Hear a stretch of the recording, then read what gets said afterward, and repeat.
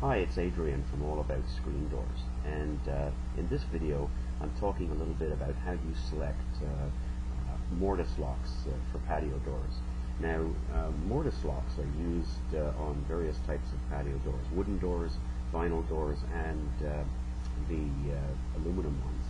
And they usually, what happens is the latch after a while does not extend, and you have to replace the whole mortise lock. Now, the problem with mortise locks is a lot of them look the same, so I'm going to help you try to identify which kind you have. So the first thing is the lock actuator here. This is usually on your lock you have a pin which goes through a little keyway, and by actuating the lever you're able to open and close the lock. Now so the first thing you want to look at is this keyway on the mortise lock. This particular one is 45 degrees. There are some that are 45 degrees, and there are some which are vertical. So on some of them the keyway is actually up and down.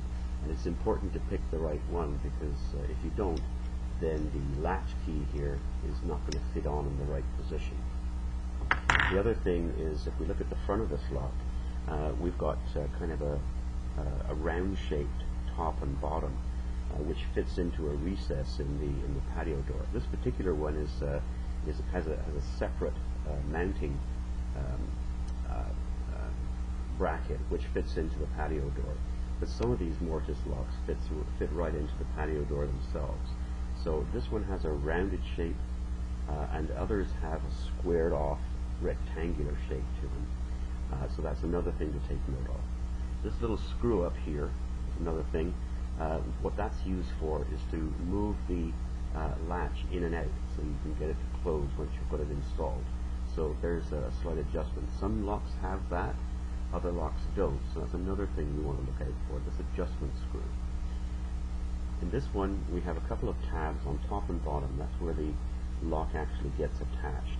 So that's where the screws would go through the patio door and attach the mortise lock to the door. So watch out for the rounded shape on the top here, or if it's a square shape on the top and bottom. Another interesting thing to look at is the overall shape of the lock. This particular one is rectangular, and some of them have a triangular shape, top and bottom. So that's another thing you could look out for. If you can identify those characteristics, you can take a look at the locks I have on the bottom of this page and be able to identify the one you have.